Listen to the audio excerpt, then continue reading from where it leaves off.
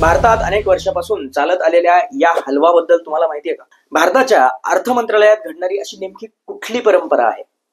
त्याची सुरुवात कधीपासून झाली? त्याच्या मागचा नेमका उद्देश काय? चला तर मग जाणून घेऊयात या भन्नाट गोष्टीबद्दल. नमस्कार, मी सुरेश इनसाइड स्टोरीवर आपलं स्वागत करतो. मंडळी, आपल्या देशाचं नुकतंच बजेट सादरीकरण झालं आहे. बजेट सादर करण्याच्या सुमारे आठवडाभर आधी अर्थ मंत्रालयात एक विशेष परंपरा आहे ती पार पडली, ती म्हणजे हलवा सिरेमनी. भारतात कोणतेही शुभ कार्य सुरू करताना गोड खाण्याची परंपरा आहे. त्याचप्रमाणे बजेट डॉक्युमेंटेशन पूर्ण झाल्यानंतर हा एखाद्या सोहळ्यासारखा साजरा केला जातो. ही परंपरा बजेट प्रेसमध्ये पार पडते, जी नॉर्थ ब्लॉकच्या तळघरात आहे.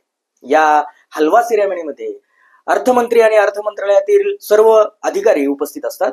यावेळी मोठ्या कढईत हलवा बनवला जातो आणि बजेटची कागदपत्रे तयार करणाऱ्या अधिकाऱ्यांना, कर्मचाऱ्यांना तो वाटला जातो.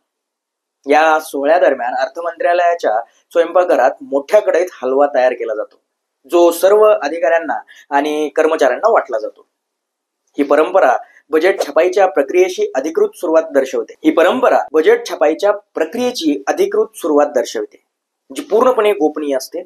या गोपनीयतेची खात्री राखण्यासाठी बजेटशी संबंधित सर्व अधिकारी आणि कर्मचारी बजेट सादर होईपर्यंत घरी जात नाहीत. ते पूर्णपणे नॉर्थ ब्लॉक मध्येच राहतात आणि बाहेरील जगाशी कोणताही संपर्क ठेवत नाही.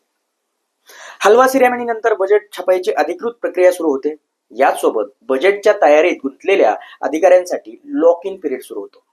या कालावधीत त्यांना नॉर्थ ब्लॉकच्या परिसरातच राहावे लागते. अर्थमंत्र्यांच्या बजेट भाषणापर्यंत त्यांना कोणाशीही संवाद साधण्याची परवानगी नसते. यामधील उद्देश म्हणजे बजेट संबंधित कोणतीही माहिती लीक होऊ नये. 1950 पर्यंत बजेट डॉक्युमेंटेशनची छपाई राष्ट्रपती भवनात होत असे. मात्र त्या वर्षी बजेट लीक झाले, त्यामुळे पुढील छपाई मिंटो रोडवर आणि त्यानंतर नॉर्थ ब्लॉकच्या तळमजल्यात हलवण्यात आली.